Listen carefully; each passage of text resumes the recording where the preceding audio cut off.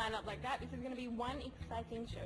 Definitely. And for all of Sam's fans out there, you guys are going to love this because in such a short period of time, she's really been out and about. Like, she's been an artist, she's been an ice cream connoisseur, she has checked out an exclusive swimwear line, and she has also got to model a very edgy accessory line. Yes, our Sam has been a busy girl, and to add to that exciting list of achievements, she's become a photographer for the day, and guess who her mentor is? I think I know the answer to that, and it would be Top Model Philippines resident photographer, the one and only Shawn Armenta. That's exactly right, you nailed it on the head, and I'm sure she picked up a few things. So for all of you budding photographers or even bloggers who just want to pick up a few tips, it's your turn to listen up.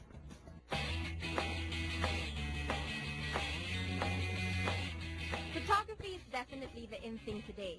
From yummy food shots to travelscapes to outfit of the day snapshots, everyone's absolutely hooked. But with thousands of photos all over the internet, it's becoming quite the feat to have yours stand out.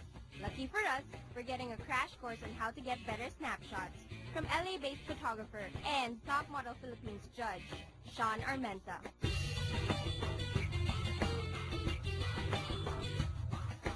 I'm excited to pick your brains and tips for photography. That sounds like a fun day. First and foremost, though, I want to know, how did you get into photography? Well, I actually learned photography from my mom. She taught me at a very young age how to operate a manual 35mm camera. Professionals use it, so it's a camera that doesn't have any auto settings on it at all. What would you say then makes a good photograph? I guess emotional content, just being able to connect to that photo emotionally is really important. If you feel something when you see this photograph, then it's a good photograph. Shawn definitely knows what he's talking about. But before we get into the nitty-gritty of photography, let's know the basic parts of a camera. First is the camera body, which is a tight light box with a shutter.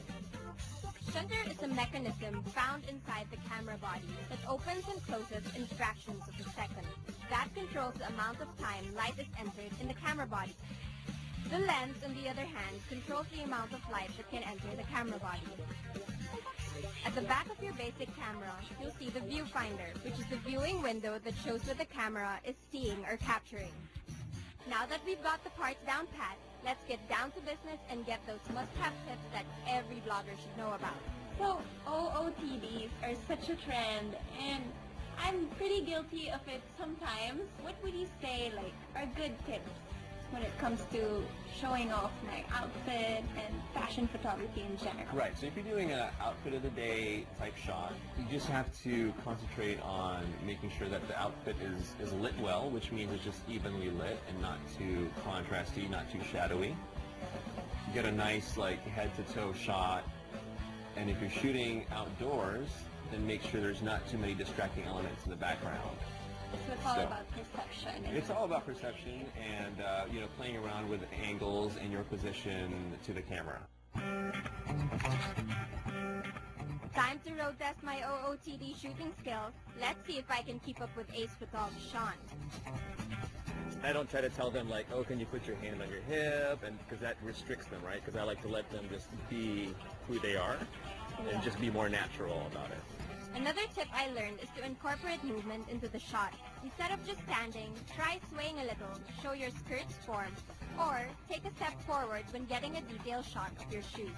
And remember, always tilt your chin down for an angle that's guaranteed to flatter your face, no matter what the shape.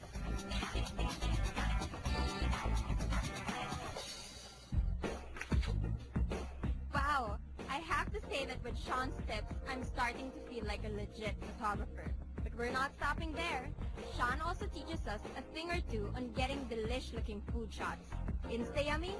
Definitely. Food photography is one of my favorite things because I'm such a foodie. Just be as creative as you want to be.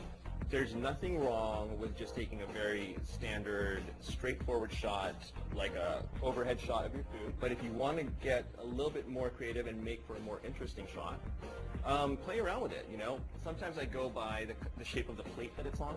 So like this, if it's a square plate, then I like to put it at an angle so that I get a lot more depth out of the dish. I also like to come in very, very close so that I can take out all the extraneous background elements and just focus on the food.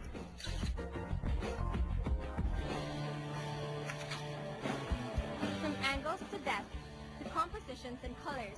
This has become more than just your usual crash course in photography. So that was quite a full day we had. I learned so much. Good. Thank you. No worries. Did you have fun today? Yes, I did. I had a blast. Thanks so much for having me, Sam. Thank you.